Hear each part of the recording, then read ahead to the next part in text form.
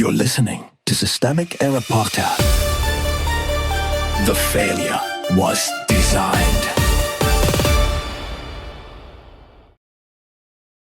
Security expert reveals Trump's plot to use terror powers against his enemies, based on an article by Nick Hilden.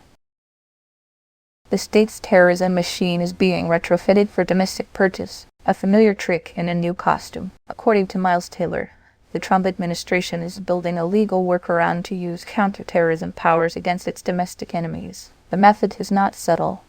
Create a fake category, dress it up in bureaucratic language, and then claim the machinery of the national security state can now be turned inward. That is the story. The political meaning is worse than the summary suggests. Howard is the point. The people with actual institutional power here are not scattered activists, not vague extremists, and not the public audience being frightened into passivity. The power sits with Trump, Marco Rubio, Stephen Miller, and the agencies they can direct. Rubio convened the ministerial. Miller supplied the rhetoric. Trump supplied the executive order branding Antifa a major terrorist organization, even though, as Taylor notes, Antifa is not a single organization, and there is no domestic terrorist designation in U.S. law. That matters because the administration is not merely expressing contempt for opponents. It is trying to manufacture legal pathways for state punishment. That is decision-making, not confusion. The label comes first. First move is to get the word Antifa onto the foreign terrorist organizations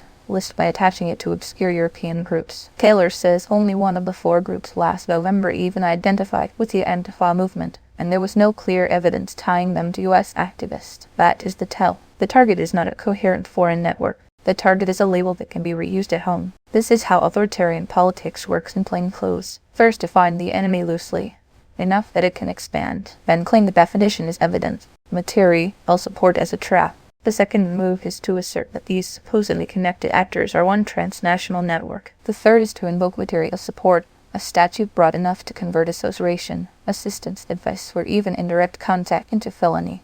Exposure. Taylor's warning is blunt. Once the government claims the left-wing non-profit or protest network is linked to a designated foreign terror movement, the post-9/11 surveillance arsenal becomes available. That is not neutral law enforcement. It is a prosecutorial dragnet built to chill organizing, journalism, fundraising, and dissent by making the mere risk of connection the punishment. The administration does not need proof of violence if it can substitute political accusation for evidence. The misdirection is the strategy. The framing here is not weak by accident. It is weak by design. Public is invited to worry about political terrorism as if the state is responding to a social problem. In reality, the administration is testing how far it can stretch legal categories to criminalize opposition. The rhetoric of public safety is the camouflage for a much more direct project, expanding executive power to target critics. That is why appeals to civil liberties are treated as obstacles. Rights are being positioned not as the baseline of constitutional order, but as inconveniences to be routed around. The pattern. This story fits a larger authoritarian pattern. Invent a threat, launder it through official language, then use the resulting panic to justify extraordinary state power. The enemies can be remade as needed. The labels can be swapped. The machinery stays. What begins as a conference on terrorism ends as a blueprint for domestic repression. The deeper lesson is not that Trump is reckless in how he talks. It is that his coalition understands something basic about power. If you can control the category, you can control the punishment.